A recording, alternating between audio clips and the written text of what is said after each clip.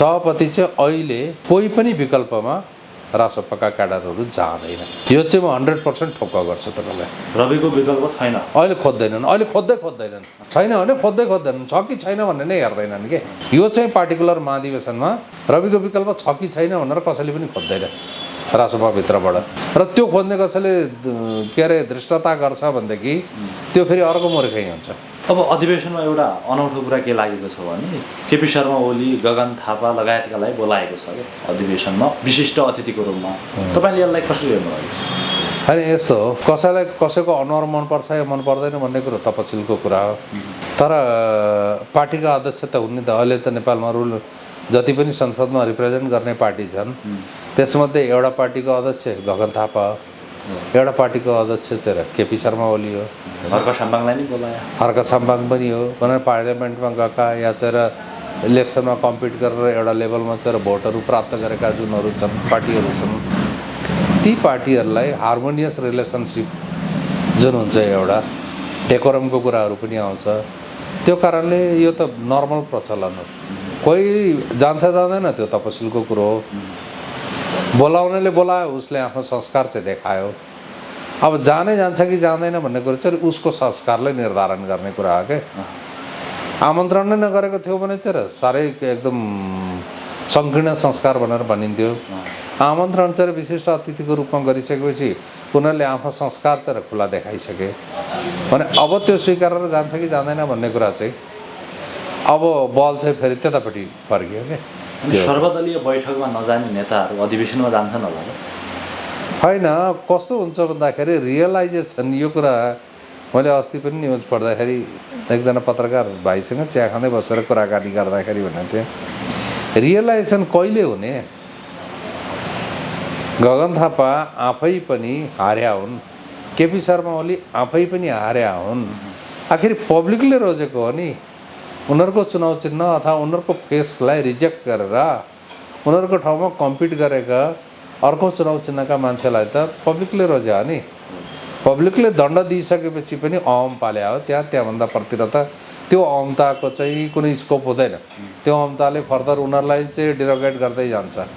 अब त्यो डिरोगेट भएर बस्ने अथवा चाहिँ पोलिटिकल कल्चर चाहिँ मेन्टेन गर्ने भन्ने कुरा चाहिँ त्यो फेरि उनीहरूकै कुरा हो, उनीहरूले नै बुझ्नुपर्ने कुरा हुन्छ। त्यो जस्तो एमालेको अधिवेशन भयो भने रवि लामिछानेलाई निम्तो दियो भने स्वीकार गर्ला नि?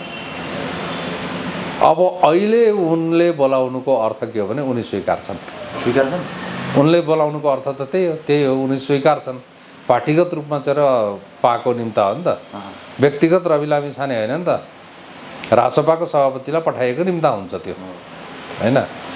अब निम्ता दिन्छन् कि दिँदैनन् भन्ने कुरा चाहिँ यो निम्ता स्वीकारेर जान्छन् कि जाँदैनन् भन्नेबाट हेरौँ न। किनभने यो त 7, 8, 9 को कुरा 7 गतेको चाहिँ ओपनिङ सेरेमनीको लागि बोलाइएको हो उनीहरूलाई। उनीहरूको त पछि आउला, त्यसभन्दा यो बिचमा त छैन प्रोग्राम भने 7 गते उनीहरू जान्छन् कि जाँदैनन् भन्ने कुराबाट चाहिँ त्यस पछाडिका उनीहरूका प्रोग्राममा निम्ता दिन्छन् कि दिँदैनन् भन्ने कुरा तीबाट डिटरमाइन हुन्छ। 3-4 दिनमा थाहा हुने कुरा हो क्या। त्यो हाइपोथेसिस धेरै गर्नै पर्दैन यसमा चाहिँ। गएन भने निम्तो पनि दिँदैन सायद त्यो होला, या बुद्धि पलाएर देलान् त्यो होला। तर नजानुको अर्थ चाहिँ रवि लामिछाने जाँदैन नि फेरि, किनभने यहाँ आएन होइन। त्यो चाहिँ अब टिटफट ट्याट गर्ने अथवा होइन म कुकुरले खुट्टा टोक्यो भनेर चाहिँ कुकुरको खुट्टा टोक्न जाने भन्ने कुरा अर्को कुरा हुन्छ होइन। पोलिटिकल कल्चर चाहिँ उदार नै हुनुपर्छ क्या, छाती चौडा पार्नै सक्नुपर्छ। काम गर्ने मामलामा स्ट्रिक्ट डिसिप्लिन चाहिन्छ। तर के हुन्छ भने देशको मामलामा 2 भोट या 4 भोट हो, सर्टेन पर्सेन्ट केही न केही भोट त आएको छ, त्यो पनि पब्लिकले दिएको भोट हो नि। कुनै कुनामा गठन भएका पार्टीलाई त उसले बोलाएको होइन नि। अहिले रासपाको अधिवेशनको खुब चर्चा भइरहेको छ र रासपा अधिवेशनपछि रासपा टुक्रिने भन्ने कुरा छ, 2 पक्षमा बाँडिने भन्ने कुरा छ। तपाईँलाई यो कस्तो लाग्छ? यो सरकार टुक्रिँदै हो? मैले चाहिँ त्यो अवस्था देखिराखेको छैन। किन भन्दाखेरि अब यिनीहरू पनि टुक्रिने हो भनेदेखि गर्ने के? एउटा पब्लिकको जुन सेन्टिमेन्ट हो त्यो सेन्टिमेन्टलाई क्याच गरेर त्यो सेन्टिमेन्ट बमोजिम काम गर्छु, अगाडिकाले डेलिभरी दिएनन् भनेर आएको पार्टी पदको आधारमा, यसको आधारमा, त्यसको आधारमा टुक्रिने भन्ने कुरा चाहिँ मलाई अलिकति बजारको हल्ला हो कि भन्ने लागिराखेको छ। मैले बुझेसम्मको अवस्था चाहिँ त्यस्तो छैन होइन। भित्र कसैले कुनै खिचडी पकाइराखेका छन् भने पनि हजुर त्यो हुन दिनु हुँदैन। हिजो जसरी चाहिँ दुई भाइ मिलेर एउटा सेन्टिमेन्ट पब्लिकमा चाहिँ एउटा कन्फिडेन्स डेभलप गरेका थिए, त्यो दुई भाइ एक ठाउँमा बसे भनेदेखि चाहिँ त्यो सेन्टिमेन्ट डेभलप हुन पनि नसक्ने होइन, मेन्टेन हुन पनि नसक्ने होइन, र त्यो अनुसारको काम हुन पनि नसक्ने होइन। इन्टरनली कहीँ कसैको केही अब कमी कमजोरी होला, या चाहिँ कसैले खुस पार्नुपर्ने, या कोही खुसी हुन नसक्ने, या कोही चाहिँ आफूले काम गर्ने तरिकामा चाहिँ अलिकति चेन्जहरू ल्याउनु पर्ने। किनभने इन्ड अफ द डे के हो भने नेपाली जनतालाई एड्रेस गर्नुपर्ने कुरा पार्टीगत रूपमा पनि सरकारको रूपमा पनि। त्यो कारणले गर्दाखेरि पब्लिक फर्स्ट भनेर प्रायोरिटीमा राख्ने हो भने त्यो अवस्था कहीँबाट पनि आउँदैन। होइन अब पदको लुछाचुडी गर्ने हो भने हिजो गएर फेरि उनीहरूमा केही फरक आउँदैन। त्यसको इभ्यालुएसन जनताले यति ठुलो दण्ड दिएर गर्छन्, फेरि जिन्दगी उठ्न पनि सक्दैन। त्यसैले त्यो कुरा बुझेको हुनुपर्छ र त्यो अवस्था आउन पक्कै पनि दिँदैनन्। टुक्रिने कुरा कहाँबाट चर्चा सुरु भयो भने चर्चा त पहिलादेखि नै थियो, तर अस्ति जब प्रधानमन्त्री बालेन शाह स्वयं आफैले फेसबुकमा एउटा पोस्ट हाले, हामी देश बनाउने टोली भनेर 3 जना मन्त्रीको फोटो हाले आफू लगाएर, यहाँबाट के भयो भने यसमा रवि लामिछाने मिसिएन, त्यही भएर अब टुक्रिन्छ जस्तो लाग्छ जनताहरूले बुझेको होइन। त्यसको लगत्तै के हो भन्दाखेरि त्यो नन पोलिटिकल पोस्ट हो के। फेसबुकको पोस्ट भनेको चाहिँ आफ्नो इन्टिमेट फ्रेन्ड र पोलिटिकल कलिगमा जुन फरक हुन्छ। आफ्नो इन्टिमेट फ्रेन्डहरू त बालेन शाहको त कलेज पढ्दादेखि होला, स्कुल पढ्दादेखि होला होइन, ती साथीहरू अब देश बनाउने क्रममा चाहिँ जोडिन आएको त सुनिल लम्साल त बालेनको टिममा पहिलेदेखि नै हो होइन। अब हाम्रो सुदनजी चाहिँ पछि जोडिन आउनुभयो। एउटा एजेन्डा मिलेर बनेका टोली हुन् होइन। त्यो बेलामा अरू 2 जना थिए भने 5 जनाको टोली हुन्थ्यो होला। फेरि 5 जना भएको थियो भनेदेखि चाहिँ पञ्च भएछन् भन्लान्, फेरि मान्छेले जे बोल्दा पनि भएकै छ। अब यहीँ पनि मैले बजारमा त के सुनेको छु भने 3 तिगडा काम बिगडा भनेर भनिरहेका छन् होइन। त्यसैले गर्दाखेरि त्यो चाहिँ नन पोलिटिकल स्ट्याटस हो। नन पोलिटिकल पोस्ट अथवा नन पोलिटिकल स्ट्याटसलाई यसले चाहिँ बजारमा बुमेराङ गर्यो भन्ने कुरो चाहिँ बालेन शाह स्वयंले पनि रियलाइज गरेर त्यो दिन चाहिँ दुःख मान्नु, जुन दिन म जिस्किन छोड्छु भनेर भनिसकेपछि it was a light comment भनेर चाहिँ उसैले एक्सेप्ट गरिरहेको अवस्थामा त्यसलाई चाहिँ इस्यु बनाउनु या आधार बनाउनु भनेको मार्केटमा यो अस्थिरताको प्रेडिक्सन गर्ने जुन खेलाडीहरू हुन्छन् नि, ती खेलाडीहरूको काम हो के। त्यो चाहिँ हामीले चाहिँ त्यो चाहिँ सोच्नु हुँदैन। अहिले चाहिँ त्यसो भए विरोध गर्नेहरूले बुझिरहेका छन् सही, तर गलत बुझाइरहेका छन् कि जनतालाई। यस्तो हो, कस्तो हुन्छ भन्दाखेरि यहाँ एक खालको खेती चल्छ कि हामी कहाँ अस्थिरताको पक्षपोषकहरू चाहिँ बाहिरबाट हामीले इम्पोर्ट गर्नु पर्दैन, हामी अरूलाई देखाउँछौँ होइन। बाहिरबाट हामीले इम्पोर्ट गर्नु पर्दैन। अस्थिरताको पक्षपोषक चाहिँ नेपालभित्रै छन्। एस्पिरेसन बढाइदिने, मान्छेको एम्बिसन बढाइदिने, त्यस पछाडि अनि के गर्ने भन्दाखेरि यो पनि गर्न सकेन, त्यो पनि गर्न सकेन, ऊ पनि गर्न सकेन भन्ने, अनि साना साना इस्युहरूलाई चाहिँ त्यो अननेसेसरी चाहिँ हाइलाइट गरिदिने, त्यो इस्युहरूमा चाहिँ फोकस डाइभर्ट गरिदिने, यी सब खेतीहरू चाहिँ पहिलेदेखि चलिआएका हुन्। त्यसैले गर्दाखेरि यो खेतीले चाहिँ अस्थिरताको लागि पक्षपोषण मात्रै गर्ने हो। अरे हिजो 17,000 मान्छेको बलिवेदीबाट आएको प्रचण्ड बिग्रिएको पनि त्यही खेतीको पछाडि लागेर हो होइन। आज 23 र 24 को चाहिँ त्यो सिनेरियोलाई मात्रै याद गरेर त्यो खेतीको पछि नलाग्ने हो भनेदेखि त रासपासँग त सिङ्गल एजेन्डा छ नि देश बनाउने। त्यो टोलीमा 3 जना हुन्, 5 जना हुन्, 15 जना हुन्, 25 जना हुन्, 100 जना हुन् या हजारौँ हुन् होइन। त्यो एउटा फ्रेमभित्र एउटा चिया पसलमा या चाहिँ कुनै ठाउँमा चाहिँ भएको ग्यादरिङको आधारमा चाहिँ त्यो अस्थिरताको खेती गर्नुको अर्थ छैन होइन। त्यसमा नेमा चाहिँ हामी अप्टिमिस्टिक हुन सकिनु हो क्या नेपालीहरू। मैले देखेको यो जुन बिचमा चाहिँ बजारमा हल्ला चलिरहेको छ, यो गरिरहेको छन्, त्यो गरिरहेको छन्, यसले के देखाएको छ भने हामी अप्टिमिस्टिक चाहिँ हुन अलि सकिरहेको छैन क्या। एकछिनको लागि अप्टिमिजम सो गर्ने, फेरि यो पनि त्यस्तै हो भने लेग पुलिङ चाहिँ हाम्रो चाहिँ इनहेरेन्ट भएर आएको कल्चर हो कि के हो त्यो थाहा भएन होइन। तर के हो भने कहीँ न कहीँ हामी चाहिँ यो अनस्टेबिलिटीलाई चाहिँ स्टेबिलिटीलाई उ गर्ने भनेर डिस्टेबिलाइज गर्न खोज्ने यो खालको चाहिँ हाम्रो प्रचलन संस्कारै जस्तो देखियो कि। त्यो स्ट्याटसले राख्न टुक्रिँदैन। त्यो स्ट्याटस त नन पोलिटिकल हो, त्यस्तो कुरा त कुनै अर्थै छैन कि। अब सभापति को त र बालेन पक्षबाट पनि उठाउने भन्ने चर्चा छ। अब के हो सत्य बाहिर आएको छैन। सामाजिक सञ्जालमा देखेको। होइन, बालेन पक्ष भनेको एउटा जेन्टलमेन्ट एग्रिमेन्ट गरेर आएको हो होइन। अब उसलाई विधानमा व्यवस्था नहुँदाखेरि पनि वरिष्ठ नेता बनाएर चाहिँ अनरसिप लिएर पार्टीको तर्फबाट प्रधानमन्त्रीको क्यान्डिडेट नै प्रस्तावित गरिसक्या हो। त्यो तत्कालको अवस्थामा दुवै पक्षको लागि आवश्यकता पनि थियो होइन। तर त्यो अब जितेर आइसकिसकेपछि अब दुई पक्ष त होइन, एउटै घन्टी चिन्हबाट जित्या हो, रासोपाबाट जित्या हो। आजको डेटमा बालेन्द्र शाह भनेको चाहिँ रासोपाको क्यान्डिडेटको रूपमा चाहिँ प्रधानमन्त्री भएका मान्छे हुन् होइन। भोलि केही कथम कदाचित कुनै अवस्थामा चाहिँ रासोपाको बहुमत गुम्न सक्ने अवस्था, जस्तो बजार हल्लाको कुरा तपाईँले गर्नुभयो, ती खालका माने अनप्रेडिक्टेबल सिचुएसनहरू आएर चाहिँ त्यो बहुमत गुम्न सक्ने अवस्था भयो भने के हुन्छ, बालेन्द्र शाह प्रधानमन्त्री पनि हुँदैनन् र उनको फेरि त्यो आफ्नो जुन भिजन छ अहिले काम गर्ने हिसाबले गइरहेका छन् त्यो पनि कन्टिन्यू हुन सक्दैन। त्यो कारणले गर्दाखेरि यो हिसाबले चाहिँ त्यो हुने अवस्था होइन। अब अर्को कुरो रह्यो के भने सभापतिको हुने भन्ने कुरा चाहिँ हिजो उनीहरूको एउटा जेन्टलमेन्ट एग्रिमेन्ट छ। बालेन्द्र शाह वरिष्ठ नेता, आज मात्रै म न्युजमा हेरिरहेको थिएँ, वरिष्ठ नेतालाई चाहिँ विधान त संशोधन गरेर संस्थापन गरिसक्यो र रवि लामिछानेको विकल्पमा अहिले कोही आयो भने पार्टी क्याडरले चाहिँ स्वीकार्दैन। त्यो कुरो सबैले बुझ्नुपर्छ। पार्टी क्याडरले चाहिँ रवि लामिछानेको विकल्प सभापतिको रूपमा चाहिँ खोजेको छैन। अन्य पदाधिकारी तलमाथि होलान्, तर पार्टिकुलरली पार्टी सभापतिको हकमा चाहिँ रवि लामिछानेको विकल्प चाहिँ कुनै पनि कार्यकर्ताले स्वीकार्दैनन्।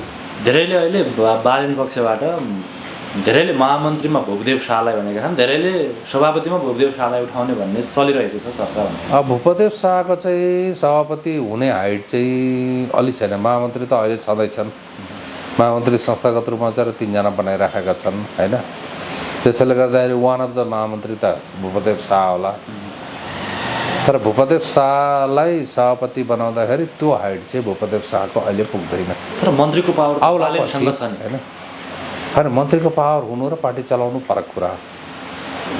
मन्त्री परिषदले पार्टीलाई ब्याकअप दिन सक्दैन के। अनि सभापति बनाउनलाई केही न केही त अर्थ होला होइन, त्यो त पार्टी क्यान्डिडेटले चाहिँ पार्टी क्याडरले चाहिँ सपोर्ट गर्नु पऱ्यो नि त। फेरि पार्टी क्याडरको चाहिँ सेन्टिमेन्ट कहाँ छ भन्ने कुरो त नबुझे त होइन होला।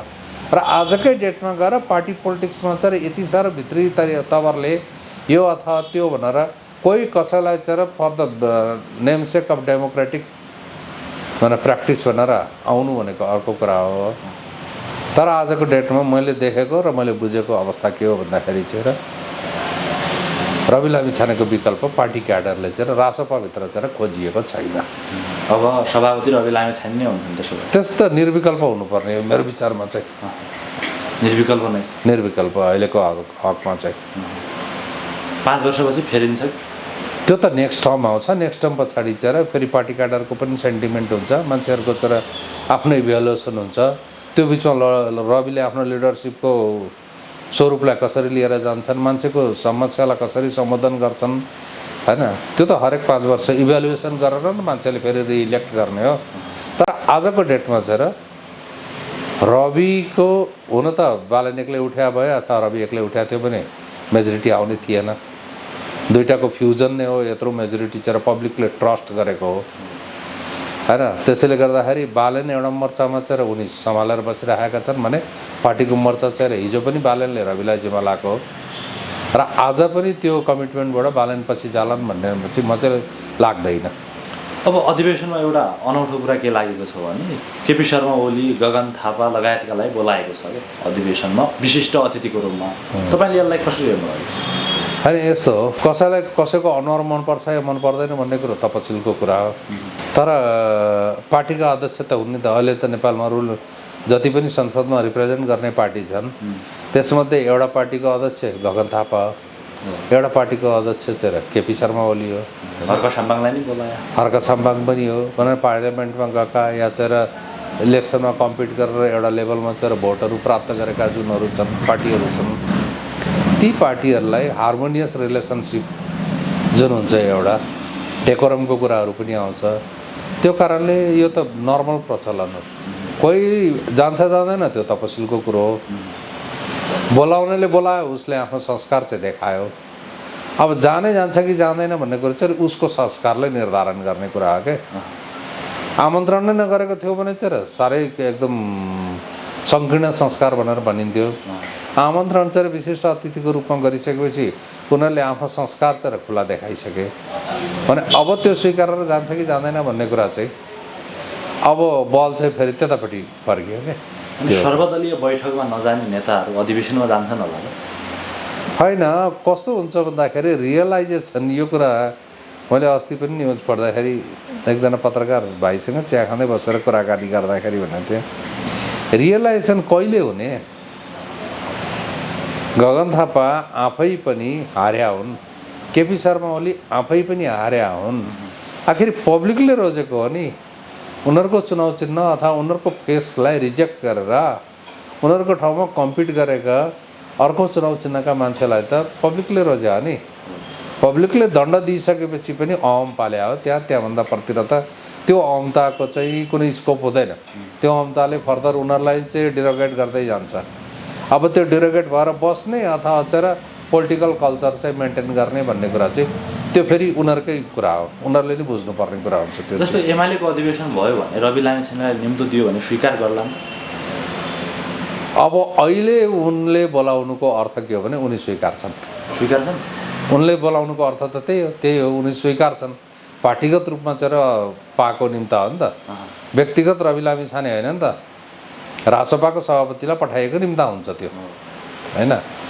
अब निम्ता दिन्छन् कि दिँदैनन् भन्ने कुरा चाहिँ यो निम्ता स्वीकारेर जान्छन् कि जाँदैनन् भन्नेबाट हेरौँ न। किनभने यो त 7, 8, 9 को कुरा 7 गतेको चाहिँ ओपनिङ सेरेमनीको लागि बोलाइएको हो उनीहरूलाई। उनीहरूको त पछि आउला, त्यसभन्दा यो बिचमा त छैन प्रोग्राम भने 7 गते उनीहरू जान्छन् कि जाँदैनन् भन्ने कुराबाट चाहिँ त्यस पछाडिका उनीहरूका प्रोग्राममा निम्ता दिन्छन् कि दिँदैनन् भन्ने कुरा त्यहीँबाट डिटरमाइन हुन्छ। 3-4 दिनमा थाहा हुने कुरा हो क्या। त्यो हाइपोथेसिस धेरै गर्नै पर्दैन यसमा चाहिँ। गएन भने निम्तो पनि दिँदैन सायद त्यो होला, या बुद्धि पलाएर देलान् त्यो होला। तर नजानुको अर्थ चाहिँ रवि लामिछाने जाँदैन नि फेरि, किनभने यहाँ आएन होइन। त्यो चाहिँ अब टिटफट ट्याट गर्ने अथवा होइन म कुकुरले खुट्टा टोक्यो भनेर चाहिँ कुकुरको खुट्टा टोक्न जाने भन्ने कुरा अर्को कुरा हुन्छ होइन। पोलिटिकल कल्चर चाहिँ उदार नै हुनुपर्छ क्या, छाती चौडा पार्नै सक्नुपर्छ। काम गर्ने मामलामा स्ट्रिक्ट डिसिप्लिन चाहिन्छ। तर के हुन्छ भने देशको मामलामा 2 भोट या 4 भोट हो, सर्टेन पर्सेन्ट केही न केही भोट त आएको छ, त्यो पनि पब्लिकले दिएको भोट हो नि। कुनै कुनामा गठन भएका पार्टीलाई त उसले बोलाएको होइन नि, पब्लिकले भोट दिएर ट्रस्ट गरेर एउटा सिग्निफिकेन्ट जिम्मेवारी दिएर त पठाएका छन् नि त। तिमीहरू खबरदारी गर्नु है भनेर त पठाएका छन् नि। चाहे हर्का साम्पाङलाई होस्, चाहे के अरे एमालेलाई होस्, चाहे काङ्ग्रेसलाई होस्, चाहे राप्रपालाई होस् होइन। भने तिमीहरूको पनि एउटा जिम्मेवारी छ है संसदमा भनेर पब्लिकले ट्रस्ट गरेर पठाएको छ। हामीले सबै 2/3 पनि दिएनौँ, 2 सिट कम गरेर पठाएको छ। त्यसैले त्यो खबरदारीमा चाहिँ तिमीहरू जानु भनेर त पब्लिकले पठाएको हो नि त। त्यो पब्लिकको सेन्टिमेन्टलाई चाहिँ अनर गर्ने कि नगर्ने भन्ने कुरा मात्रै हो कि। बाँकी त नेपालीको त कल्चरै हो दाजुभाइको बिचमा चाहिँ अंश मुद्दा गर्ने होइन। त्यसैले गर्दाखेरि बाँकी तपसिलका कुरा हुन्छन्। पब्लिकको ओपिनियन, पब्लिकको जुन चाहिँ भोटिङ प्याटर्न छ होइन, पब्लिकको म्यान्डेट छ, त्यो म्यान्डेट अनुसार चाहिँ रेसिप्रोकल बिहेभियर पोलिटिकल पार्टीबाट हुनुपर्छ। त ठुलो म ठुलो या चाहिँ यो उहिलेको जमानाको जस्तो चाहिँ त चाहिँ दलित अछुत त्यहाँ बाहिर बसेर खानाका, म चाहिँ बाहुन धोती फेरेर कछाड लगाएर चुलाको छेउमा बसेर खान्छु भन्ने चाहिँ होइन। त्यो कसैले पनि पत्याउँदैन, मान्दैन पनि। जस्तो अब तपाईँले भन्नुभयो सभापति रवि लामिछाने नै निर्विकल्प हुन् भन्ने आशय दिनुभयो। यसमा अब अधिवेशन नगरेको भए के हुन्थ्यो? सभापति छँदै थियो नि होइन। अधिवेशन गर्नु भने त अब त्यो चाहिँ के हो भन्दाखेरि कहिलेसम्म त्यसरी जाने एडाक कि चाहिँ ममाथि च्यालेन्ज छ है भनेर त्यहाँ पार्टीहरू छन् नि नेपालमा होइन। वर्षौँ भयो कहिले अधिवेशन गर्दैनन्। अधिवेशन गर्ने बेलामा पनि एउटा सानो टुक्रे भुरे टाकुरे चाहिँ कुनै 22-24 राजा जस्तो भएका कुनै पार्टीलाई झ्याप्प ल्या के अरे एकता गर, फेरि अधिवेशन टाढो गर्ने त छन् नि त्यहाँ पार्टीहरू। त्यसमा पनि अब जस्तो महामन्त्रीमा कविन्द्र बुर्लाकोटी, भूपदेव शाहहरू नै पुनः तिनीहरू नै हुन्छन् भने अब त्यो महामन्त्रीमा चाहिँ यस्तो छ, महामन्त्रीमा चाहिँ के छ भने क्याडरले इभ्यालुएट गर्ने हो, देन एन्ड देयर त्यो चाहिँ त्यहाँ हलमा हुन्छ है। अब मैले भनेको चाहिँ पार्टिकुलरली के हो भने अध्यक्ष सभापतिको हकमा चाहिँ सभापति चाहिँ अहिले कोही पनि विकल्पमा रासपाका क्याडरहरू जाँदैन। यो चाहिँ म 100% ठोक्का गर्छु तपाईँलाई। रविको विकल्प छैन अहिले खोज्दैनन्, अहिले खोज्दैनन्, छैन भने खोज्दैनन्, छ कि छैन भन्ने नै हेर्दैनन् के। यो चाहिँ पार्टिकुलर महाधिवेशनमा रविको विकल्प छ कि छैन भनेर कसैले पनि खोज्दैन रासपाभित्रबाट।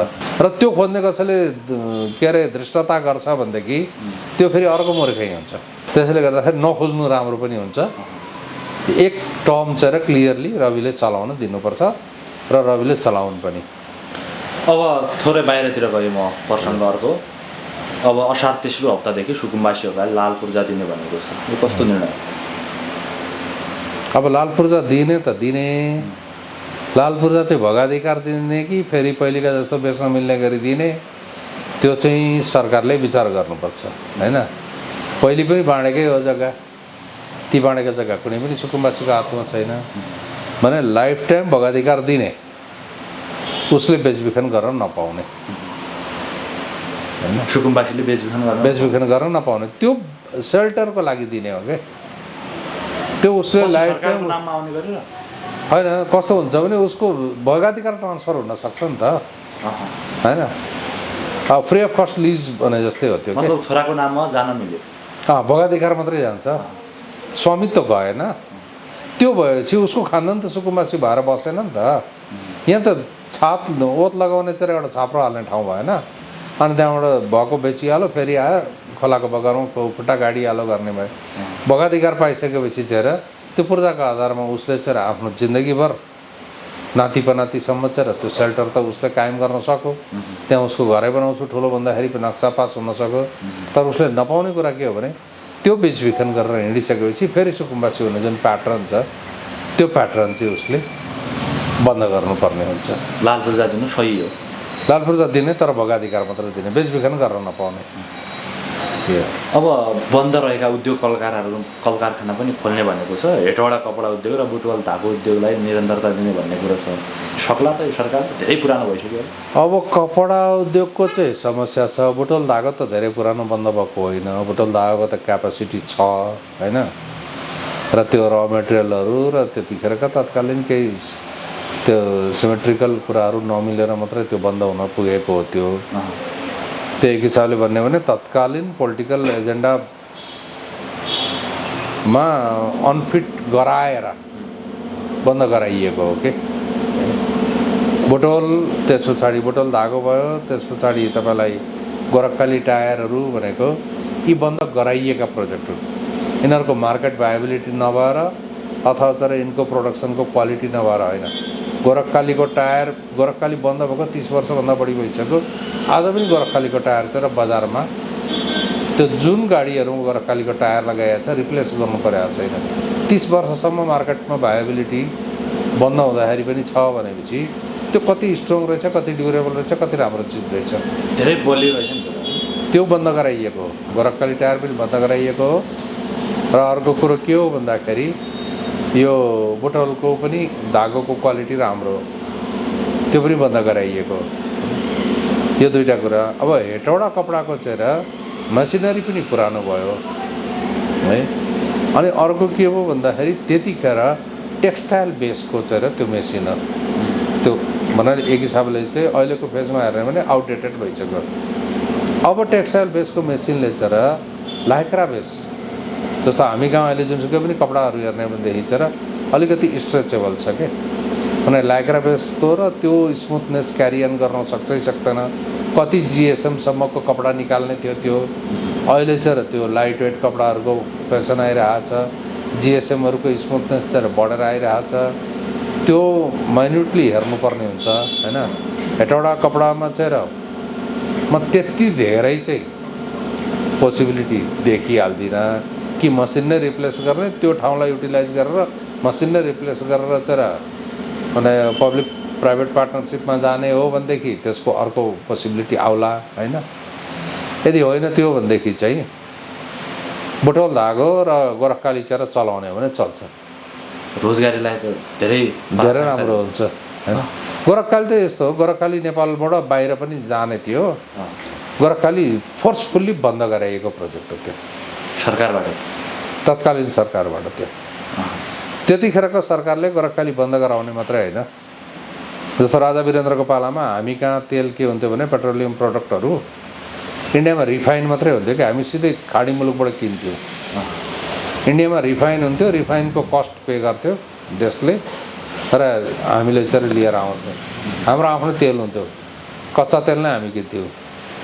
अब त्यस पछाडि आयो के भने 47 साल पछाडिको चेन्जको पहिलो इम्प्लिकेसन के आयो भन्दाखेरि हामीले उद्योग बन्द गर्ने, चलेका उद्योगहरू, राजाले व्यापार नगर्ने नाममा उद्योगको सम्पत्ति बेच्यो क्या। हामीले उद्योग नै त्यो गरेको होइन, ट्रान्सफर गरे आयो, उद्योगको सम्पत्ति बेच्यो क्या त्यतिखेर निजीकरणको नाममा। त्यो उद्योगको सम्पत्ति बेच्नुको सट्टा चाहिँ उद्योगको भाइबिलिटी अथवा चाहिँ कर छुट दिएर के गरेर या उनीहरूलाई चाहिँ लेटेस्ट मसिनरीहरू चाहिन्थ्यो या र मेटेरियलहरू 3 वर्ष 5 वर्षको लागि चाहिँ कर छुट दिएर या चाहिँ कसरी हुन्छ त्यो चल्ने वातावरण बनाइदिएको थियो भने सस्टेनेबिलिटी हुन्थ्यो त्यसको। तर के गरियो भन्दाखेरि उद्योगको सम्पत्ति बेच्यो। भ्रिकुटी कागज कारखानाको कागजको क्वालिटीको कागजको प्रोडक्सन कहाँबाट हुन्छ? भ्रिकुटी कागज कारखानाको कागजको क्वालिटी त्यो लेभलको थियो। हामीसँग के छैन? खर छैन, पराल छैन, धान खेती त हुन्छ। त्यो सम्भव छ कि छैन? अब के हुन्छ भने त्यो मेसिन त भएन नि त, ल्याउन मिल्दैन होइन। मसिनरी चाहिँ टोटल फेरि रिबिल्ड गर्नु पर्यो त्यो चिजलाई, खर्च धेरै लाग्ने। अब त्यो खर्च लाग्ने अवस्था हुन्छ। अनि राज्यले कति व्यापार गर्ने भनेको जमिन पनि बेचेको भन्ने कुरा आछ नि। त्यो त प्रोपर्टी नै बेच्यो हो नि त, त्यो प्रोपर्टी नै बेच्यो। तपाईँ हेर्नुहोस् न त्यो गैँडाकोटमा जाँदाखेरि त्यो कस्तो दयनीय अवस्थामा चाहिँ र अब त्यो हाइवे बन्दियो, अब त प्लटिङ गरेर बेच्ने जग्गा हो त्यो। त्यो सक्यो भनेपछि के हो भन्दाखेरि उद्योग धन्दा बन्द गरेर जबरजस्ती त्यसलाई चाहिँ डिफङ्क्ट बनाएर अनि जग्गा प्लटिङ गर्नको लागि चाहिँ बेच्यो क्या। त्यो हो नि त अवस्था। यो सरकारलाई चुनौती छन् ती उद्योग कल कारखानाहरू खोल्दाखेरि। अब के हो भने आउटडेटेड मसिनरीहरू लिएर चाहिँ कति गर्न सक्ने भन्ने कुरा त अभियसली त्यो रहन्छ होइन। तर मार्केट भाइबिलिटी के छ भन्ने कुरो अर्को 3 वर्ष 5 वर्षमा चाहिँ त्यो फेरि ब्रेक इभनमा आउँछ कि आउँदैन भन्ने चाहिँ हेर्नु पर्यो। हामी कहाँ त एक्सेल सिटमा चाहिँ अर्थशास्त्रीले बनाउँछन्, भरे मार्केट प्र्याक्टिस चाहिँ अर्कै हुन्छ अनि एक्सेल सिट फेल खान्छन्। त्यही भएको हो भने अर्थतन्त्रको सबै सूचकहरू के देखिएको छ भन्दाखेरि चाहिँ एक्सेल सिट प्रेडिक्सनको आधारमा बनाउँदाखेरि चाहिँ मेटेरियलाइजेसन नहुने अनि ठुल्ठुला चाहिँ थ्योरी मात्रै छाँटिने काम हुने हुन्। अब त्यो थ्योरी छाट्नेलाई जिम्मा दियो भनेदेखि त फेरि थ्योरी नै बनाइदिएला। तर प्र्याक्टिकल्ली इम्प्लिमेन्टेसनमा जाने हो भनेदेखि चाहिँ पब्लिक प्राइभेट पार्टनरसिपमा चाहिँ एउटा ट्रस्ट जस्तो बनाएर दिने, गभर्मेन्टले पनि चलाउने होइन कि एउटा ट्रस्ट डेभलप गर्ने भने त्यो ट्रस्टले चाहिँ त्यो अपरेट गर्ने। ट्रस्ट फेरि यस्तो नबनोस् कि एउटा कुनै पार्टीलाई चाहिँ 100औं वर्षसम्म चाहिँ जमिन लिजमा दिनेहरू पनि थिए पहिले चाहिँ हाम्रो सरकारका नीति, त्यस्ता चाहिँ नबनुन्। तर के भन्छ एउटा ट्रस्ट मातहत लगेर चाहिँ त्यो ट्रस्टले अपरेट गर्ने र त्यो ट्रस्टमा चाहिँ प्राइभेट सेक्टरबाट कति लाने, गभर्मेन्ट सेक्टरबाट कति लाने त्यो बनाएर चाहिँ त्यसले अपरेट गर्ने हो भने चाहिँ त्यो हुन्छ। जस्तो टाटा त आखिरी चलेको के हो भने ट्रस्ट हो नि त। टाटा त बिजनेस कर्पोरेट हाउस होइन नि, टाटा ट्रस्ट हो। त्यत्रो व्यापार हुँदो रहेछ त ट्रस्टबाट पनि। भने त्यो मोडलमा चाहिँ टाटाकै मात्रै सिक्ने हो भने पनि हुन्छ नि। हामी कहाँ त के हुन्छ भन्दाखेरि अन्धाधुन्दा कपी हुन्छ र त्यसको रेगुलेसन नहुने हो कि मेन कुरो त्यही हो। टाटा भनेपछि विश्वभरै छ नि चर्चा छ। विश्वभर छ त होइन। कुनै जमानामा आफूले कार लन्च गर्नको लागि ऊ त गएको हो नि, ह्युमिलेट भएर फर्काइएको होइन र फोर्ड मोटरबाट। तर के भने फोर्ड मोटरलाई जब चाहिँ फाइनेन्सियल प्रब्लम आयो, उनीहरू चाहिँ रिसेसनमा गयो, त्यो बेलामा ज्यागुआर र रेन्ज रोभर कसले चाहिँ टेकओभर गरिदियो? टाटाले टेकओभर गरेर चाहिँ फोर्ड मोटरलाई फाइनेन्सियल्ली स्ट्रङ बनाइदियो नि। त्यहाँबाट पैसा पायो फोर्ड मोटरले चाहिँ उनीहरू फाइनेन्सियल्ली स्ट्रङ भयो। नभए त रिसेसनमा कल्याप्स हुन लागेको थियो फोर्ड मोटर। त्यो लेभलको बिजनेस पनि ट्रस्टबाट हुँदो रहेछ। त्यो मोडालिटीमा जान सकिन्छ। तर नेपालमा के छ भन्दाखेरि गर्छु भन्यो, त्यस पछाडि त्यो मोडललाई कहाँबाट चाहिँ कुरूप बनाउने भन्ने कुरा चाहिँ हामी कहाँ सहकारीको मोडालिटीबाट देखिन्छ कि। अब जुन तपाईँले मसिनको कुरा गर्नुभयो, त्यो मसिनहरू अहिले नयाँ बनेको मन्त्रालय छ नि, नवप्रवर्धन मन्त्रालय, त्यसले बनाउन सम्भव छ कि छैन? नेपालमै बनायो। अब कस्तो हुन्छ भन्दाखेरि नि अहिले हामीले बनाएका मसिनबाट चाहिँ त्यो मेसिन बनाउने एक्सपेन्सभन्दा मसिन किन्न सस्तो पर्छ। एडिसनल कस्ट कहाँबाट आउने हो भन्दाखेरि मसिनमा जम्मा जम्मी के अरे गभर्मेन्ट रेभेन्यूमा हो होइन। पार्टिकुलर उद्योगहरूमा आउने मेसिनहरूको लिस्ट बनाउने होइन, त्यो चाहिँ G2Gबाट चाहिँ पर्चेस गरेर ल्याउने हो भनेदेखि त त्यसमा तर ट्याक्स लाग्ने भएन होइन। ट्याक्स नलागिसकेपछि चाहिँ त्यो ल्याएर सरकारको तर्फबाट चाहिँ त्यो गर्ने हो भने हुन्छ। मेन्टेनेन्स आदि इत्यादिको काम चाहिँ नवप्रवर्तन मन्त्रालय मार्फत कुनैले चाहिँ जिम्मेवारी लिने त्यो गर्न सकिन्छ। तर अब नयाँ मसिन नै म्यानुफ्याक्चर गर्छु भनौँ भनेदेखि त्यो चाहिँ इजी हुँदैन स्टार्टिङ फेजमा। चाइनाले पनि के हो भने पहिले विदेशी इन्भेस्टर ल्याएर म्यानुफ्याक्चरिङ सुरु गर्यो, त्यहाँ आफ्नो इन्जिनियरहरूलाई लेबर जस्तो बनाएर पठाएर अनि त्यहाँबाट उनीहरूले सिक्यो के स्किल त काहीँ न काहीँ डेभलप गर्नु पऱ्यो नि त्यो लेभलको मेसिनको लागि। तपाईँ एउटा कुरा के विचार गर्नुहोस् भने 1960 to 70 अथवा 75 सम्मको अवस्थामा इन्डियाको सिलाइ मसिन एक्सिलेन्ट थियो। चाइनिजहरू गार्मेन्टको लागि चाहिँ इन्डिया आउँथ्यो सिक्नको लागि होइन। आज इन्डियाको हरेक गार्मेन्ट फ्याक्ट्रीमा चाइनिज मेसिन छ, सिलाइ मसिन। इन्डियाले प्रोडक्सन गर्न नसकेर हो या टेक्नोलोजीमा पछाडि परेर। इन्डिया जब बिचरा ग्लोबल ऱ्याङ्किङमा आफू कम्पिटिटर हुँ भन्छ, उसको आज घर घरमा प्रयोग हुने चाहिँ मेसिन मात्रै त्यो कालो मेसिन हो। बाँकी इन्डस्ट्रियल सेक्टरमा कमर्सियल सेक्टरमा जति पनि युज हुने मसिनहरू म्याक्सिमम चाइनिज। कि आफ्नो देशमा बनाएको महँगो पर्छ भनेर अब कस्ट इफेक्टिभनेस पनि होला। अनि अर्को कुरो कस्तो छ भने टेक्सटाइलमा त एक जमानामा त इन्डिया किङ हो होइन, 5औं 6औँमा आउँथ्यो। आज पनि टेक्सटाइलको प्रोडक्सन छ। तर फाइन टेक्सटाइल भन्ने बित्तिकै कहाँ जान्छ भन्दाखेरि चाइनिज इम्पोर्टमा। त्यसो भए नेपालको नवप्रवर्तन मन्त्रालयको काम चाहिँ के हो? नेपालको नवप्रवर्तन मन्त्रालयले अहिले केही पनि गर्नु पर्दैन के। नवप्रवर्तन मन्त्रालयले जम्मी 2-3वटा कुरा गरिदिए हुन्छ। के भनिदिनुहोस्? के भन्दाखेरि एउटा नेपालको आर्मीको डिफेन्स सेक्टरमा चाहिने सामानहरूको बारेमा त्यसलाई गरिदियोस् होइन। अर्को कुरो माने सोसाइटी सेफ्टीको लागि रिक्वायर्ड जुन इक्विपमेन्टहरू हुन्छन्, हामी कहाँ चोरीका घटना हुन्छन्, यो हुन्छन् त्यो हुन्छन् होइन। सोसाइटी सेफ्टीको बारेमा चाहिँ चाहिने इक्विपमेन्टहरूको डेभलपमेन्ट गरिदियोस् होइन। अनि तेस्रो कुरो के हो भने हाम्रो इन्फ्रास्ट्रक्चरको ड्युरेबिलिटी डेभलप गर्नको लागि त्यो एउटा गरिदियोस्। अर्को कुरो के हो भने हामी कहाँमा एडक सिस्टममा चलेको छ नेपालको गभर्मेन्ट लेभलको आइटी। यो तितो सत्य हो है। फेरि तपाईँ एडक सिस्टममा चलेको छ भने नेपालको गभर्मेन्ट लेभलको आइटीमा तपाईँले भलनरेबिलिटी इनफ देख्न सक्नुहुन्छ। किनभने पार्टिकुलर कुनै एउटा पार्टी अथवा एउटा त्यो आइटी हाउसहरूलाई चाहिँ मलाफाइड इन्टेन्टका साथ चाहिँ डेजिग्नेटेड गरिएको छ क्या पहिलेदेखि होइन। अब त्यो को भन्ने कुरो तपाईँहरूलाई थाहा छ होइन। त्यो पार्टिकुलरली चाहे त्यो ब्याङ्किङमा होस् चाहे त्यो गभर्मेन्टको होस् होइन, पार्टिकुलरली एउटा पार्टीलाई चाहिँ बेनिफिट हुने गरी चाहिँ काम गरिरहेको छ। त्यसैले त्यहाँबाट बाहिर निक्लिनुपर्छ। हाम्रो नेपालको आइटी सेक्टरको साइबर सेक्युरिटी एस्पेक्ट चाहिँ साह्रै विक छ, भलनरेबिलिटी हाई छ।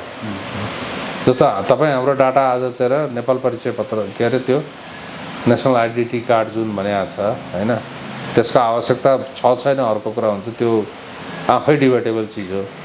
तर हाम्रो डाटा त त्यहाँ गएर बस्दिया छ होइन। त्यसको सेक्युरिटीको एस्पेक्ट नै कसैले पनि एड्रेस गर्न सक्दैन, कसैले क्लेरिफाई पनि गर्न सक्दैन। र कति लेभलसम्म चाहिँ त्यसको सेक्युरिटी ब्रिच हुँदैन भनेर कहीँ कुनै कमिटमेन्ट पनि छैन गभर्मेन्ट लेभलको। तपाईँ 1, 4, 1, 3, 4, 5, 6, 7, 8, 9, 10 कुन लेभलसम्म चाहिँ ब्रिच हुन सक्दैन, कुन लेभलबाट चाहिँ ब्रिच हुन्छ भन्ने कुरा चाहिँ कहीँ कसैले पनि बताउँदैन। हरेक पब्लिकको डाटा त्यहाँ गएर स्टोर भएर बसेको छ, इन्क्लुडिङ फिङ्गरप्रिन्ट होइन। माने अब यो सेक्टरमा चाहिँ उसले काम गरोस्। नवप्रवर्तन मन्त्रालयले कम्प्लिटली चाहिँ देशको आइटीलाई रिभोल्युसनाइज गरोस् न उसले होइन। डाटा सेन्टर चलाउने या चाहिँ साइबर सेक्युरिटीको एस्पेक्टहरूमा अनि त्यो त कोर काम हो। त्यहाँबाट चाहिँ उसले एउटा माने सिलिकन भ्यालीको कन्सेप्ट अगाडि बढाओस्। हामी कहाँ थुप्रो त्यो के अरे बनेपा र पनौतीको बिचको आइटी पार्क हेर्नुहोस् के काम छ त्यसको, अहिले केही पनि काम हुन सकेको छैन। तिनीहरूलाई मोबिलाइज गरोस् होइन। 5 वर्षमा उसले यो 3-4वटा काम मात्रै गरे पनि हुन्छ कि। अहिले त्यहाँभन्दा ठुलो पार्टमा चाहिँ नवप्रवर्तन मन्त्रालयले हात हालोस् यो गरोस् त्यो गरोस् बनाउनु छ भने मिसाइल बनाउनु दिउँ न, आर्मीको मिसाइलहरूको जिम्मा दिउँ, रकेटहरूको जिम्मा दिउँ, आर्मीलाई चाहिने चाहिँ जति पनि लजिस्टिकहरू हुन्छ त्यसको जिम्मा दिउँ होइन, ती कामहरूबाट सुरु गराइदिउँ। त्यो सोसाइटी सेफ्टी, रोड सेफ्टी र आइटी यो 4वटा काम दिए हुन्छ कि। जस्तो नवप्रवर्तनमा तपाईँले सोचेको जस्तो मन्त्री आउनु हो कि अलि नसोचेको जस्तो? होइन, अब के हो भने आँट र सोच भएको मान्छे हो महावीर पनि राम्रो मान्छे हो। त्यही त मैले भने आँट र सोच भएको मान्छे हो, हिम्मत पनि भएको, सोच पनि भएको। अब त्यो हिम्मत र सोचलाई चाहिँ व्यवहारमा कतिको इम्प्लिमेन्टेसन हुन सक्छ भन्ने कुरा चाहिँ त्यो अब फेरि परीक्षा चाहिँ सोच जसको हो त्यो बन्जुङको मन्त्रालय पनि पाएको हो होइन। भने अब के हो भने अब अग्नि परीक्षा पनि उहाँ नै हो। जस्तो अब महावीर पन्तले त्यो कुरा नउठाइदिएको भए त्यो मन्त्रालय त सम्भव थिएन होला। होइन, साइन्स एन्ड टेक्नोलोजी भन्ने मन्त्रालय त थियो नि, विज्ञान प्रविधि थियो, विज्ञान प्रविधि थियो नि होइन। विज्ञान प्रविधिले नै नवप्रवर्तन त हेर्न सक्छ अनुसन्धान फेरि आएन त्यसमा होइन। होइन, प्रविधि र विज्ञान र प्रविधिभित्र त सबै पर्छ के, नपर्ने भन्ने कुरो होइन। अब त्यतिखेर नवप्रवर्तन भन्ने चिज थिएन, आविष्कार भन्ने हुन्थ्यो होइन। अब डिस्कभरी कि के अरे यो भन्ने कुरामा चाहिँ गयो। आखिर डिस्कभरी होइन नेपालमा चाहिँ। नेपालमा चाहिँ के भने डिस्कभरी अन्तभाव हुन्छ, अनि त्यसको चाहिँ मोडिफाइड इम्प्लिमेन्टेसन मात्रै हो होइन। किन कोडिङै त डेभलप हुने, नेपालमा एआई नै डेभलप हुने होइन नि। त्यो एआईको प्रकृति जुन ऊ छ त्यो अनुसार चाहिँ आफ्नो यहाँ चाहिँ त्यो हिसाबले डेभलप गर्ने हो होइन। अब जस्तो कोडिङै हेर्ने हो भने पनि कोडिङको प्रोग्रामिङ ल्याङ्ग्वेज त तयार गर्ने होइन नेपालीले, तर त्यो प्रोग्रामिङ ल्याङ्ग्वेज युज गरेर चाहिँ सफ्टवेयर तयार गर्ने हो। त्यसैले गर्दाखेरि त्यो नवप्रवर्तन भनेको चाहिँ एउटाले डिस्कभर गरेको प्लेटफर्ममा टेकेर चाहिँ अन्य के अरे सहायक प्रडक्टहरू चाहिँ उत्पादन गर्ने कामहरू चाहिँ गर्न सकिने हुन्छ। त्यो इन्भाइरोमेन्ट बनाउने, त्यो फेसिलिटेट गर्ने कामहरू त गर्दाखेरि हुन्छ। त्यो कुन लेभलमा एक्जिक्युसनमा लिएर जानुहुन्छ भन्ने कुरा चाहिँ महावीरजीले आफ्नो जुन एस्पिरेसन थियो यो चिज चाहिन्छ भन्ने कुरा त्यो पाउनु भएको छ। अब चाहिँ प्र्याक्टिकल्ली उहाँले गरेर देखाउने पनि च्यालेन्ज छ उहाँमाथि। अब तपाईँले भर्खरै थोरै समय अघि त्यो 4-5वटा उद्योग कल कारखानाहरूको उदाहरण दिनुभयो। अब त्यो यदि सञ्चालन आएको खण्डमा कति नेपालीहरू रोजगार पाउँछ स्वदेशमा? होइन, रोजगार भन्दाखेरि पनि कस्तो हुन्छ नि, हरेक कुनै नयाँ सेगमेन्ट आउने बित्तिकै त्यसको रोजगारीमा दुई खालको एस्पेक्ट हुन्छ। एउटा डाइरेक्ट रोजगार पाउने, डाइरेक्ट रोजगार पाउने 4,000, 5,000, 10,000, 20,000 यही होला। तर के हुन्छ त्यसले जुन मार्केट रोटेट गराउँछ नि त्यो सिग्निफिकेन्ट हुन्छ। जस्तो गोरखकाली टायरको प्रोडक्सन सुरु गर्ने हो भने, भइदिने हो भने नेपालमा आयात हुने टायरहरूको चाहिँ त्यो डिक्रिज हुन्छ भनेपछि विदेशी मुद्रा घटको खपत चाहिँ कम हुने हो नि त। त्यो रेडिमेड आइटम प्रोडक्ट के अरे इम्पोर्ट गर्दाखेरि लाग्ने खर्चमा त र मेटेरियल इम्पोर्ट हुन्छ धेरै मल्टिपल क्वान्टिटीमा भनेपछि त्यसले गर्दाखेरि के हुन्छ विदेशी मुद्राको खपत घटायो। अर्को कुरो के भने बिजनेस इन्टिटीहरू बढ्छ, त्यहाँ आउने रोजगारी पनि हुन्छ, त्यहाँबाट क्रिएट हुने रेभेन्यू पनि हुन्छ। क्यास रोलिङ हुँदाखेरि चाहिँ त्यो जति क्यास रोलिङ हुन्छ hand to hand cash rolling हुने हो क्या। त्यो सेक्टरमा जानु इन्डाइरेक्ट इम्प्लोइमेन्ट चाहिँ लाखौँको सङ्ख्यामा आउँछ कि त्यसरी आउँदाखेरि। अब हामी अन्तिममा अहिले नयाँ नोट निकालेको छ 500 रुपियाँको भन्ने कुरा आएको छ। हामीले पनि देख्न त देखेका छैनौँ, फोटो मात्रै देखेका थियौँ। कस्तो हो यो, किन निकालेको होला? अब यो चाहिँ एउटा पार्टिकुलरली सेगमेन्ट हुन्छ, मनी सप्लाई भन्ने चाहिँ टर्म हुन्छ कि बजारमा भएको करेन्सीको एउटा चाहिँ एक्चुअल कति छ स्टक र कति सप्लाई गर्नुपर्ने अवस्था हुन्छ। यो फेज हेरेर सेन्ट्रल ब्याङ्कले जहिले पनि डिसिजन लिने कुरा वर्ल्ड वाइड नै गर्ने चाहिँ फेरि त्यही हो होइन। एक्सेप्ट अमेरिकामा चाहिँ एफआइएमसी भन्छ, federal reserve open market FIMC federal reserve open market committee भनेर छ, उसले डिसिजन लिन्छ, बाँकी चाहिँ सेन्ट्रल ब्याङ्कले डिसिजन लिने हो। मनी सप्लाईको प्यारामिटरमा गरेको छ या चाहिँ गभर्नरको सिग्नेचरको रिक्वायरमेन्टको बेसिसमा गरेको छ त्यो चाहिँ राष्ट्र ब्याङ्कले जवाब दिनुपर्छ होइन। मनी सप्लाईको प्यारामिटरभित्र पस्या छ भनेदेखि त ठिकै छ त्यो, र यसलाई धेरै उ गर्नु पर्दैन किनभने मनी सप्लाईको प्यारामिटरहरू चाहिँ उनीहरूले चेक गर्नै पर्छ, त्यो चेक नगरिकनै जस्टिफाई हुँदैन। अब त्यो त त्यहीँभित्र काम गरेर रिटायर भएका या पार्टिकुलरली त्यही डिपार्टमेन्टहरूमा काम गरेर रिटायर भएकाहरू पनि हुन्छन् नि त, उनीहरूले पनि बोलिदिन सक्छन्। जस्तो हाम्रो अहिले त बोल्नुहुन्न उहाँ के अरे गोपाल भट्टजी 7को चाहिँ क्यान्डिडेचरमा उहाँ एप्लाई गरेर बस्नु भएको छ। त्यस पछाडि हाम्रो पङ्गेनीजी हुन्छ, पङ्गेनी सर होइन, यी मान्छेहरू जो त्यो सेक्टरबाट चाहिँ ऊ भए, या हाम्रो एकजना श्रेष्ठ हुनुहुन्थ्यो पहिले योजना आयोगको उपाध्यक्ष पनि हुनुभएको थियो होइन, उहाँ भयो। यी मान्छेहरू छन् नि जो सेक्टर एक्सपर्टहरू होइन, उनीहरूलाई थाहा हुन्छ। उनीहरूले चाहिँ तर के हो भने राष्ट्र ब्याङ्कबाट निकाल्ने हरेक नयाँ नोटमा मनी सप्लाईको पारामिटरभित्र पर्दैन भने त्यो करप्सन हुन्छ। त्यसैले गर्दाखेरि त्यो रिस्क त पक्कै पनि गभर्नरले लिँदैन। अब जसरी पैसा छाप्नकै लागि पनि हामीले हाम्रै पैसा छाप्न विदेश जानुपर्छ भन्ने कुरा छ, यो सत्य हो? सेक्युरिटी प्रिन्टिङ प्रेस कहाँ छ नेपालमा? सेक्युरिटी प्रिन्टिङ प्रेसलाई त लैनो गाई बनाइयो। नेपालमा ल्याउन सकिन्छ कि सकिँदैन? किन नसक्ने? नेपालमा सेक्युरिटी प्रिन्टिङ प्रेस ल्याउने पैसाभन्दा बढी त हाम्रो त प्रिन्टिङको कस्ट आइरहेको छ। यो सरकारले सोध्छ कि सोध्दैन? त्यो त सोच्नुपर्ने हो, त्यो त नर्मल कुरा हो कि। यत्रो देशमा चाहिँ विकास गरेर आउँछु भनेमा सरकारले पासपोर्ट भयो, के अरे यी नोटहरू छाप्ने यी कुराहरू भनेको छ र यी नर्मल प्राइभेट सेक्टरहरूले चाहिँ विदेशमा बिजनेस चलाएर बसिरहेका छन् भने यहाँ चाहिँ हामीले मल्टिपल गभर्मेन्टको चाहिँ किन यो छिमेकी चाहिँ नेपाल र इन्डिया अथवा चाइनाको मात्रै गर्नुपर्छ भन्ने छ? त्योभन्दा गरिब देशहरूका पनि त हुन्छ नि त। जस्तो फ्रान्समा या अस्ट्रेलियामा छापिने नोट भनेको त्यहाँ पनि के हुन्छ भने त्यो एउटा देशमा कतिवटा देशका छापिन्छ। हामी त्यो कम्पिटेन्सी डेभलप गर्न सक्छौँ या सक्दैनौँ, त्यो हिसाब गर्ने कुरा हो। तर के भने हाम्रो पासपोर्ट, हाम्रो नेसनल आइडी कार्ड, हाम्रो नागरिकता अथवा हाम्रो ड्राइभिङ लाइसेन्स लगायतका यी जति पनि व्यक्तिगत उसका हुन्, यिनीहरूको प्रिन्टिङ अथवा चाहिँ यिनीहरूको डाटा म्यानेजमेन्टको प्रोसेस चाहिँ हामी आफैसँग हुनुपर्छ। त्यो भएन भनेदेखि चाहिँ हामी कुनै पनि अवस्थामा भल्नरेबलिटीमा छौँ। त्यो भनेको कालान्तरमा गएर हाम्रो राष्ट्रियतामाथि चाहिँ असर गर्न सक्छ। यो पार्टलाई आइटी चाहिँ यस्तो हो, खास गरी इन्टरनेट बेस्ड आइटी चाहिँ यस्तो भइदियो, त्यो बम जस्तै हो के। माने डाइनामाइटलाई युज गर्यो भनेदेखि चाहिँ ठुल्ठुलो चट्टानहरू परेर बाटो पनि निकाल्न सकिन्छ। तर डाइनामाइट चाहिँ हामीले उनी पनि गर्न सक्छौँ नि, मास डिस्ट्रक्सनको लागि पनि युज गर्न सक्छौँ नि। इन्टरनेट त्यही हो चिज होइन। मैले यो जुन हामीले युज गर्ने इन्टरनेट भनेको टोटल इन्टरनेटको चाहिँ 3% हो। 7% इन्टरनेट चाहिँ डार्क वेबमा युज हुन्छ। 3% मात्रै हामी 3% भने ग्लोबल्ली नै जुन हामी चाहिँ यो ओपनली युज गर्ने इन्टरनेट भनेको 3% हो। 7% मोर देन 7% इन्टरनेट चाहिँ डार्क वेबमा युज हुन्छ भनेपछि हामीले युज गर्ने भन्दा मल्टिपल टाइम्सहरू त्यो गइसक्यो।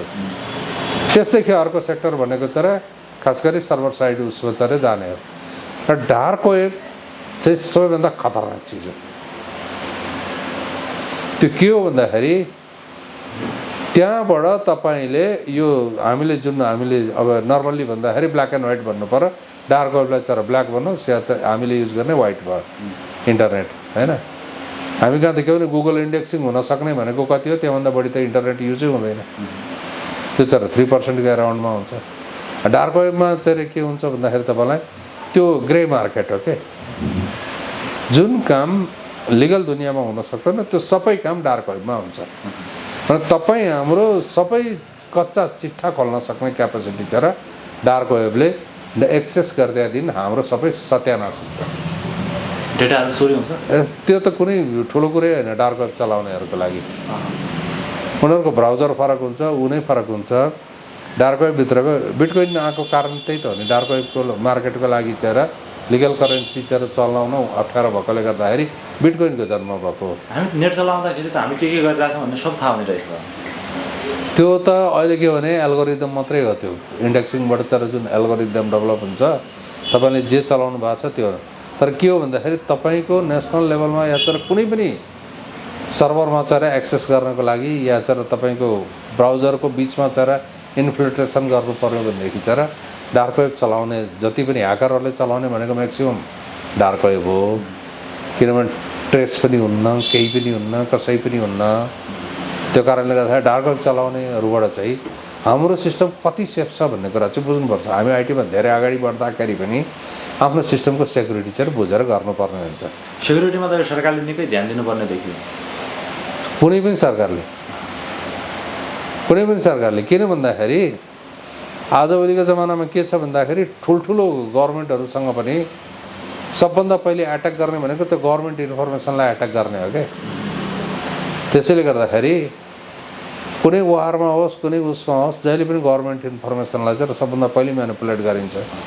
त्यो भनेको के हो भन्दाखेरि तपाईँको साइबर सेक्युरिटीको लुपहोल्स के हो भन्दा अर्कोलाई थाहा छ कि कसैलाई थाहा नभए पनि जसले डेभलप गर्यो उसलाई थाहा छ।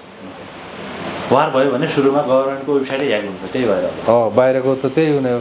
हामी कहाँ त त्यो गर्नु पर्दैन। हामी कहाँ त के हुन्छ भन्दाखेरि एकचोटि तपाईँले सुन्नुभएको थियो नि ऱ्यान्समवेयरको चाहिँ इफेक्टमा चाहिँ गभर्मेन्टहरूलाई नि ब्ल्याकमेल गरेको थियो क्या ह्याकरहरूले।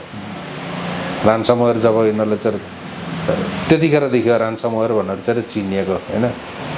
त्यस्तो अवस्थाहरू भोलि आउँदैन भन्ने कुरा चाहिँ हाम्रो आइटी सेक्टर जसले म्यानेज गरेका छन्, म्यानेज गर्न पाएका छन् कृपाका कारणले उनीहरूले त्यो चाहिँ एस्युरेन्स दिन सक्छन्। ब्ल्याक एन्ड व्हाइटमा माग्नुहोस् त तपाईँहरू गएर कसैले पनि सक्दैन। यो समस्याको चाहिँ एस्पेक्टलाई होइन महावीर पुन्जीले चाहिँ यही समस्यालाई मात्रै हेर्छ। त्यसैले चाइनाले के गर्छ तपाईँलाई भन्दाखेरि आफ्नो सर्भर आफ्नो सबै आफ्नो प्रेमाइसमा राख्छ के। बाहिर ओपन दुनियाँमा चाहिँ कुनै पनि चिज दिँदैन, पुरै देशको आफूसँग राख्छ। हो पुरै देशको आफूसँग राख्छ। अनि उसले के गर्छ भन्दाखेरि अब कनेक्टिभिटी त जस्तो फाइबर नेटवर्कबाट मात्रै कनेक्टिभिटी लिएको छ उसले। अनि फाइबर नेटवर्कबाट आएको जुन कनेक्टिभिटी छ त्यहाँ पनि उसले फायरवाल युज गर्छ, त्यो पनि आफैले डेभलप गरेको फायरवाल। अर्को देशबाट आउटसोर्स गरेको फायरवाल पनि राख्दैन कि, आफै डेभलप गरेको छ फायरवाल, आफैले राख्छ र के पठाउने के नपठाउने भन्ने कुरा चाहिँ उसले त्यहाँबाट फिल्टर गर्छ। र त्यो लेभलको सेक्युरिटी चाहिँ नहुने हो भनेदेखि त आइटी सबैभन्दा ठुलो अभिशाप हुन्छ त्यो कुरो। त्यसैले गर्दाखेरि यो सेक्टरहरू चाहिँ नवप्रवर्तन मन्त्रालयले सबैभन्दा सिरियसली हेरिहाल्नुपर्ने अवस्था चाहिँ भयो। हस्, यहाँको अमूल्य समय र संवादको लागि धेरै धन्यवाद। Thank you.